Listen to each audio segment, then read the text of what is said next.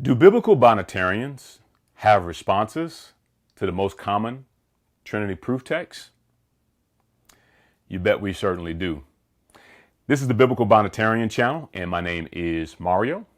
We'll be doing a series on the top 5 responses to Trinity proof texts. But as always, we'll begin with a disclaimer. Biblical Binitarianism is unorthodox and non-creedal.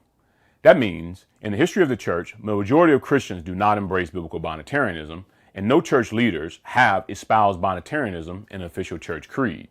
Therefore, you should exercise a heightened sense of discernment as you engage the content on this channel, and you should discuss these things with your pastors and leaders while searching the scriptures for yourself to determine if they're true.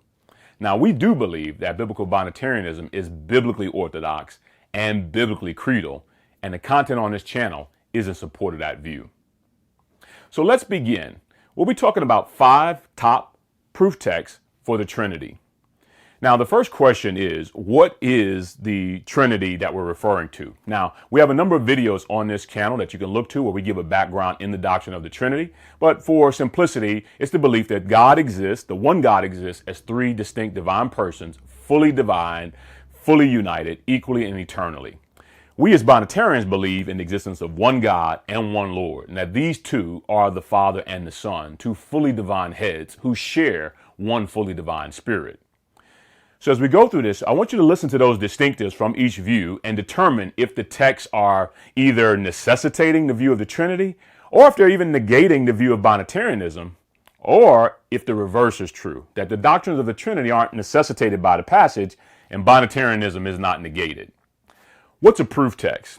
Well, typically a proof text is a verse that you cite in support of a particular claim, but the claim is larger than the actual text. The text actually doesn't teach that claim. Sometimes I say you have more teaching than you have text, or your doctrine exceeds the data.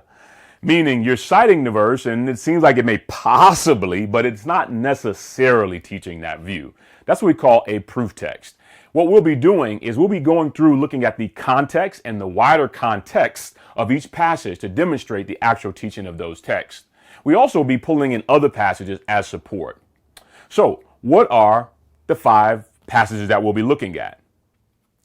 The first text that we'll be looking at is from Matthew chapter 3, verses 16 and 17. And we'll be asking the question, were there 3 persons present at the Lord's baptism? The second text that we'll be looking at is Matthew chapter 28, verse 19. And we'll be answering the question, were we commanded to baptize in the names of 3 persons? The third text that we'll be looking at is John chapter 14, verses 15 to 17. And we'll be answering the question, is another helper another person?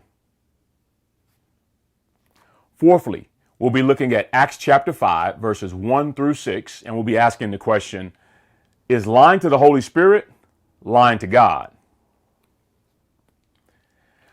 Lastly, we'll be looking at 2 Corinthians chapter 13, verse 14, and answering the question is, what is the fellowship of the Holy Spirit, and Paul's famous benediction that he gives in the end of that book. Now, for each passage, we'll be looking at 4 questions, and that gives us the ability to make sure we're not overreading the text or underreading it. Overreading, reading more into it than it's warranted, and underreading, reading less out of it than is required. How do we do that? Well, you can do 8 questions, 10 questions, 12. We decided for the sake of this series to do 4. Here are the 4 questions. The first question is, what are Trinitarians claiming? It's very important at the outset to decide upon what it is they're particularly claiming and assuming. What are they saying that this text conclusively teaches? Secondly, the next question that we ask is, what are the original words of the passage? Meaning when we take the text and we look at its actual original language, what does it actually say? So we'll read the text, but we'll also highlight any words from the original language that are important. Then thirdly, we'll ask the question, what does the text on its own conclusively teach? Meaning, what does it actually say? And we'll try to be basic. We don't want to go beyond, or we don't want to go below. And then fourthly, we'll ask, are there any other similar passages on this topic that provide support for the interpretation that we're seeing or the interpretation that we're claiming? So those will be the 4 questions that we'll use consistently through this series. I'm hoping at this point we've enticed you into going with us on this series. And We hope that you also will comment below. If there are arguments that you don't like or you don't feel as persuasive, put those down there. If there's other passages that you would like us to look at, put those down there as well. But most importantly, if you actually like the arguments that we're putting, we actually put those down there as well. So in addition to liking, sharing, and subscribing and commenting, we also ask you to remember us in your prayers. And as always, grace and peace ×2.